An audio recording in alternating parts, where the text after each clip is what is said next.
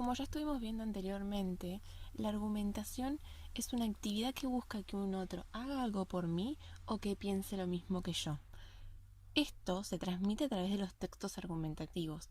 Los textos argumentativos pueden ser orales o escritos. Y la finalidad que tienen es que se busca esto, que el otro diera a mi punto de vista o a mi postura. Esta postura, esto a defender, esta idea, se llama tesis. A partir de ahora le vamos a empezar a decir tesis a la idea a defender o a la idea a rechazar. También podemos entender a la tesis como el tema del texto.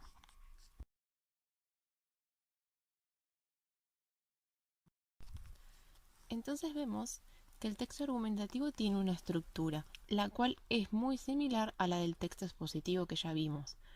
Entonces tiene una introducción, un desarrollo y una conclusión. En la introducción se presenta la idea a defender, la tesis, ¿sí? En el desarrollo se dan los argumentos, o sea, todas las razones que nos ayudan a defender esa tesis o a rechazarla. Y en la conclusión se da una pequeña síntesis de lo expuesto o una reflexión final. Por ejemplo, si tuviéramos el siguiente caso, ¿por qué no debes pintar los interiores de color oscuro? Entonces, en mi introducción se iría eso. Supongamos, en mi texto escribiría, ¿por qué no pintar los interiores de colores oscuros? Esa es mi idea a defender. Entonces, en el desarrollo yo expondría todos los argumentos para que ustedes adhieran a mi idea. Por ejemplo, es un color que genera la sensación de encierro, reduce visualmente nuestros espacios, porque a mí no me gustan los colores oscuros, porque considero que no combinan con tus muebles, es decir, y un sinfín de razones podríamos exponer sobre esa tesis. Y en nuestra conclusión resumiríamos brevemente todo lo que acabamos de decir o realizaríamos también una reflexión final.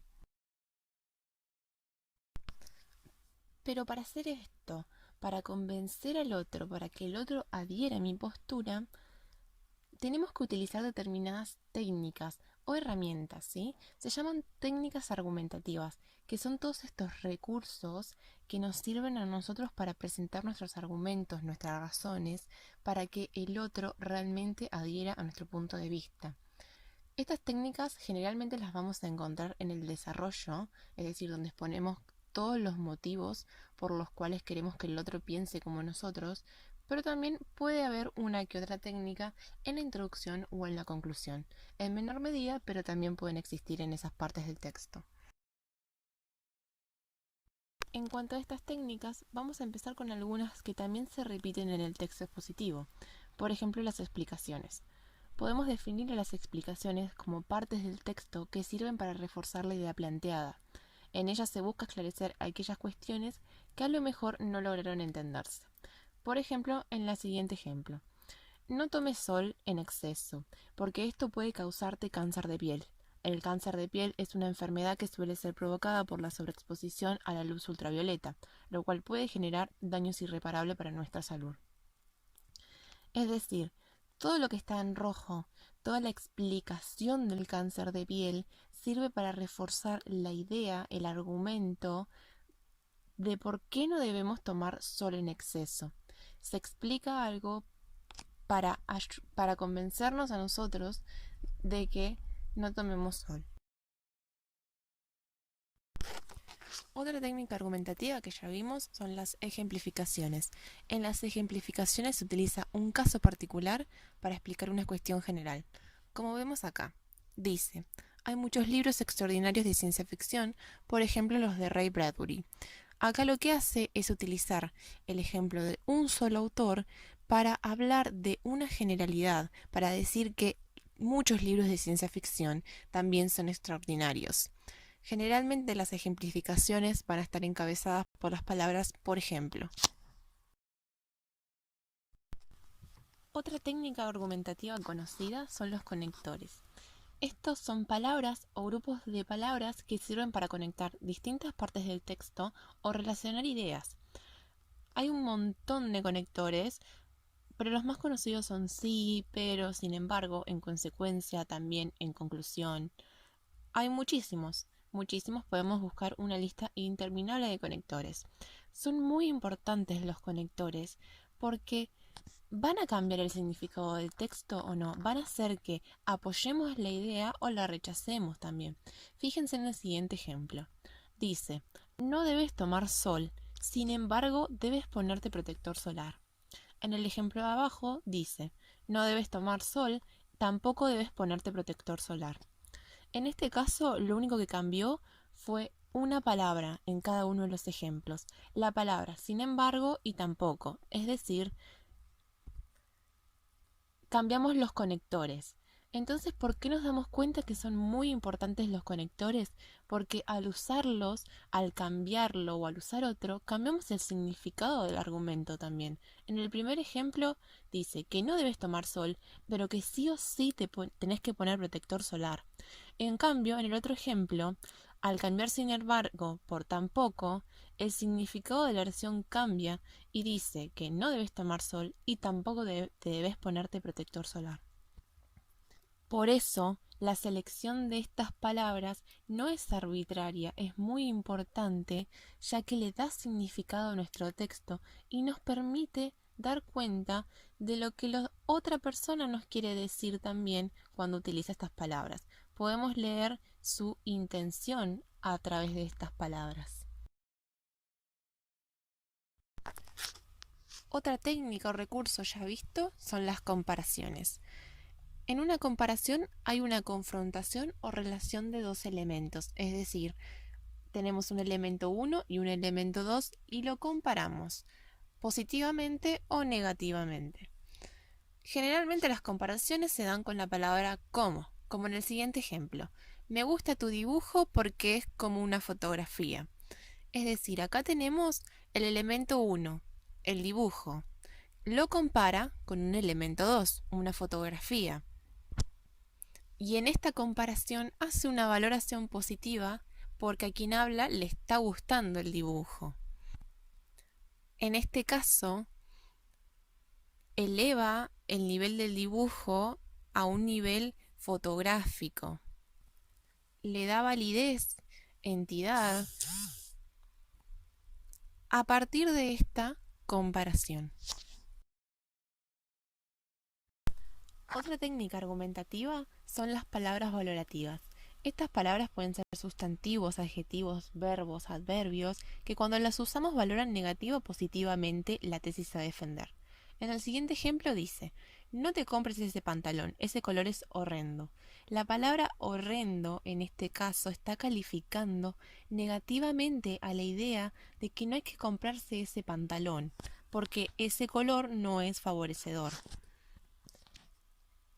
Si en el caso contrario la palabra hubiera sido bellísimo, también es una palabra valorativa, pero en este caso positivo, entonces la idea de defender hubiera sido distinta, hubiera ido en el sentido contrario. Otro recurso argumentativo son las citas de autoridad. Las citas de autoridad es cuando se recurre a la palabra de expertos para validar nuestra teoría. Hay dos formas de citas, las indirectas y las directas. Las indirectas son los aportes parafraseados, es decir, no está textualmente lo que dijo la persona, pero se respeta la idea. Como vemos acá, dice, las entradas para el Mundial se venderán sin problemas. Esto es lo que informó el presidente de la FIFA. Acá no sabemos exactamente lo que dijo el presidente de la FIFA, pero sí se respeta la idea, sí se respeta lo que llegó a decir, que las entradas del Mundial se van a vender normalmente. Es decir, en este tipo de citas indirectas, lo que hacemos es contar con nuestras propias palabras lo que dijo alguien más. Muy distintas son las citas directas, que es cuando se usan las comillas para demostrar que esas fueron las palabras textuales que dijo alguien más. Por ejemplo, usar pasta dental previene la formación de sarro, caries y gingivitis, dijo el odontólogo Juan Carlos Ortiz. En este ejemplo vemos que esas fueron las palabras textuales que usó el odontólogo, que no se parafrasearon y no se cambiaron, se las cita de igual manera como se dijeron. Otra técnica argumentativa es la marca de persona. ¿Qué es la marca de personas? Son estas palabras o entramados del discurso en donde podemos ver si el autor está comprometido o no con la idea de su texto. Generalmente son estas palabras en las que se usa el yo.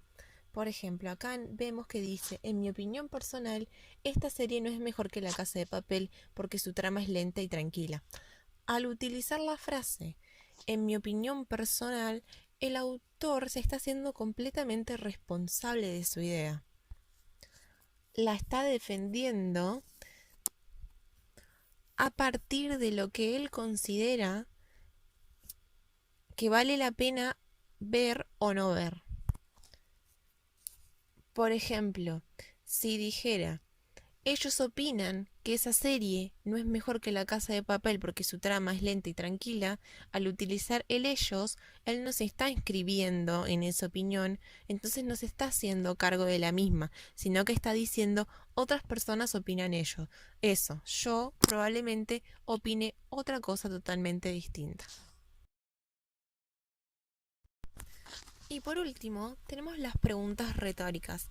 Las preguntas retóricas es una pregunta, pero la finalidad de esta no es expresar sorpresa o averiguar algo, sino presentar un pensamiento afirmativo en forma interrogativa con el propósito de realzarlo. ¿Qué quiere decir esto? Veamos el siguiente ejemplo o pensemos en la siguiente situación. Yo me tengo que encontrar con alguien a las 5 de la tarde y lo espero porque no llega más.